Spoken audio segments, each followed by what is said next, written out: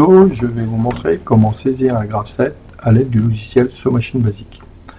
Attention de bien vérifier que votre version logicielle est supérieure ou égale à la version 1.4. Pour ce faire, nous allons aller choisir dans le menu programmation, dans les tâches, on va sélectionner la tâche maître et ajouter un pou.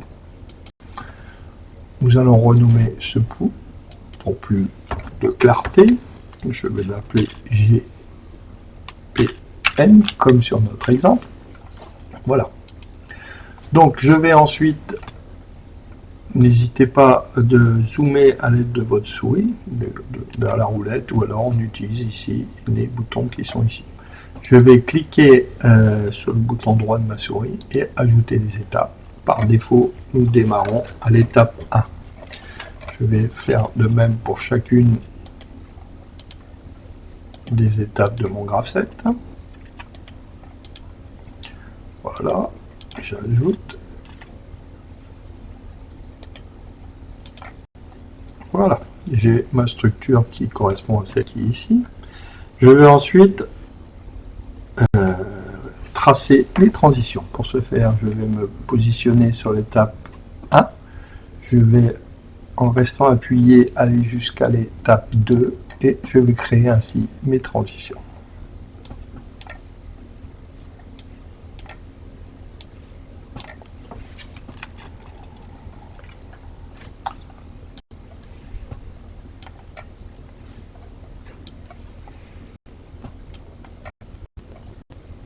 Voilà, c'est terminé. Alors, je ne peux pas contrôler vraiment les liaisons, l'endroit où elles passent, c'est pas très joli, mais je pense que ça évoluera avec le temps.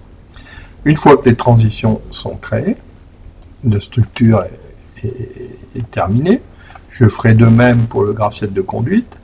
Je viens ensuite saisir mes réceptivités. Pour ce faire, je vais double-cliquer sur cette réceptivité, la première réceptivité. Si je n'y arrive pas là, si ça y est. Sinon, je peux la sélectionner ici directement sur la transition concernée. J'ai par défaut un contact open, ça veut dire que le circuit n'a pas été ouvert. J'enlève et je vais sélectionner l'étape 11 et la variable ES1. Je vais ici donc dans mon menu choisir un contact. Je vais, comme je n'ai pas défini d'étape, je vais taper X11 directement son adresse. Si on voit que quand on passe devant, j'ai une indication qui me dit que cette étape n'a pas encore été créée. Elle le sera quand j'aurai mis la structure complète du graph7. Je vais ensuite prendre un contact ici qui lui a déjà été saisi. ES1, donc ici on voit que voilà, on voit déjà toutes les informations, le symbole, l'adresse et le commentaire. Je vais en faire de même pour toutes mes réceptivités. Donc, je vais vous montrer sur un exemple qui est terminé pour vous éviter, pour que ce ne soit pas trop long.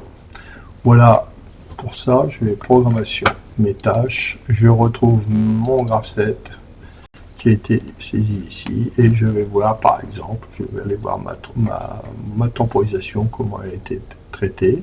Donc je clique ici sur la transition et je vois que j'ai le bit fin de temporisation T0 qu'on retrouve ici.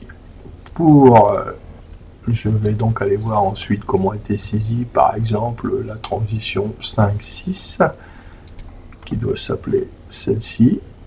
Donc c'était, je me suis trompé, c'était celle-là. Donc ici on les retrouve. La transition, ici on retrouve E2S0, donc il s'agit de cette transition et je vérifie que le compteur C1, la valeur en cours du compteur C1 est inférieure à 4. Donc voilà pour les réceptivités et la structure du graph7 et pour le graph7 de conduite, il en est de même. On va retrouver les informations qu'on a ici, par exemple ici il y a une erreur, c'est pas, il y a une erreur sur ce graph set là, c'est bien l'étape X1, c'est-à-dire que lorsque le graph set est bouclé, on retrouve ici, il y a une erreur sur ce graph set. Donc voilà pour la saisie d'un graph set. Merci pour votre attention.